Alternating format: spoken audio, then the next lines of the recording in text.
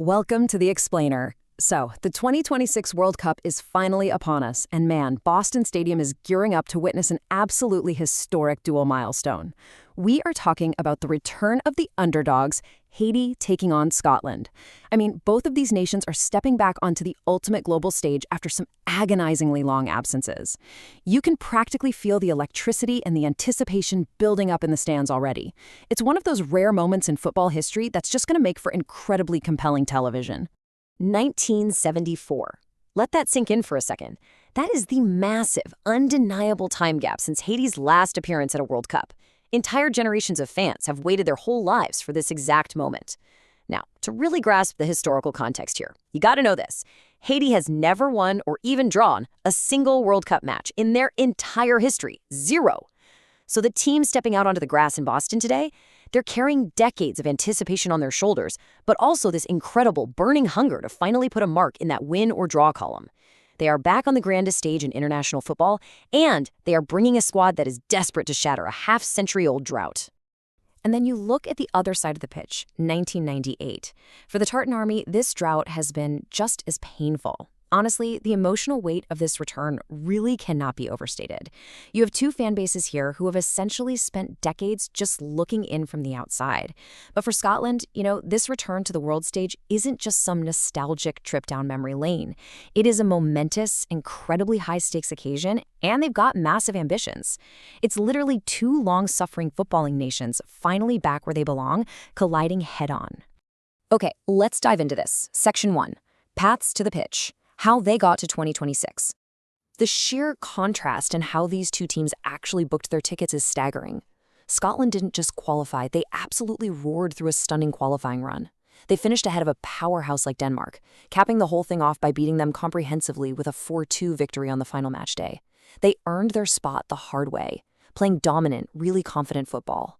Haiti, meanwhile, capitalized brilliantly on an opportunistic path, mainly because the major CONCACAF host nations, the US, Mexico, and Canada, were already guaranteed entry. So two entirely different journeys, right? One forged in a grueling European gauntlet, the other an opportunistic capitalization of tournament logistics. But the result is exactly the same. They are both here. Moving to our next point, Section 2, Pressure versus Freedom, the stakes at Boston Stadium. The crucial point you have to remember here is that this isn't just a regular opening match. This is the most important game of Scotland's entire World Cup. They find themselves in what is universally considered the absolute toughest group of the tournament. The margin for error is essentially zero. If Scotland loses or even draws against a team they are heavily favored to beat, their dream of reaching the knockout stages is basically over before it even really begins. That is a suffocating amount of pressure. They absolutely unequivocally need this must-win game to survive the group of death. But let's redefine the term underdog for a second when it comes to this tournament. The 2026 Haitian squad is built mostly of lesser-known players plying their trade in French and Turkish clubs. Because of that, they are stepping onto the pitch with absolutely nothing to lose. Zero expectations from the broader footballing world. And operating without that crushing pressure, it makes them incredibly free. Anyone who watches football knows that a team playing with absolute freedom is a highly dangerous threat. Their story alone makes them absolute must-watch television because they can take the kind of wild risks that a desperate Scotland simply cannot afford to take. Which brings us to Section 3, Players to Watch, where the game will be decided. So, while Haiti relies heavily on a tight collective of those lesser-known club players, there is one major standout you need to burn into your memory right now. Wilson Isidore. Playing his club football for Sunderland, Isidore is the undisputed focal point of Haiti's attack. He represents their genuine top-flight quality threat. Against a Scottish defense that's going to be dealing with intense nerves and those heavy legs that come with sky-high expectations, Isidore is exactly the kind of player capable of producing a moment of sheer magic. Or, sheer terror, depending on which side you're cheering for.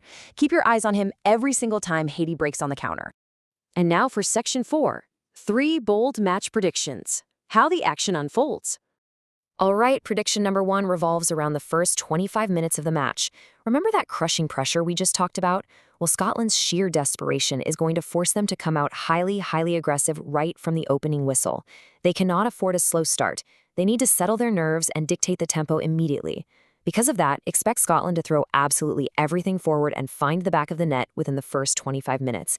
They need that early goal, and I think their attacking momentum will ensure they get it. Moving on to prediction number 2. Despite Scotland's likely early dominance, Haiti is not just going to roll over. As we highlighted a minute ago, Wilson Isidore is going to utilize that top flight quality of his. I predict he will create at least one moment of major heart-in-the-mouth danger for the Scottish defense. Whether it's a blistering run on the counterattack, a sharp strike from the edge of the box, or forcing a massive sprawling save, Isidore is going to test Scotland's clean sheet. He's going to remind them exactly why a team with nothing to lose is so incredibly dangerous. And finally, prediction number 3 brings us all the way to the final whistle, 2-0. When all is said and done, the sheer quality and the utter desperation of the Scottish squad will win out. Scotland will secure a 2-0 statement win. It's the exact result they need to validate that stunning qualifying run they had. And more importantly, it puts them firmly and legitimately in contention for the knockout, despite being in the tournament's toughest group. Securing a clean sheet and 2 goals is going to send a massive message to the rest of the teams waiting for them. So what does this all mean? We have 2 historic returns, decades of waiting, but there is only one massive opportunity for victory at Boston Stadium. Will Scotland's desperate push for the knockouts prevail, or is Haiti going to spoil the whole party? Who comes out on top? Keep watching as our daily 2026 World Cup coverage continues right here. See you next time.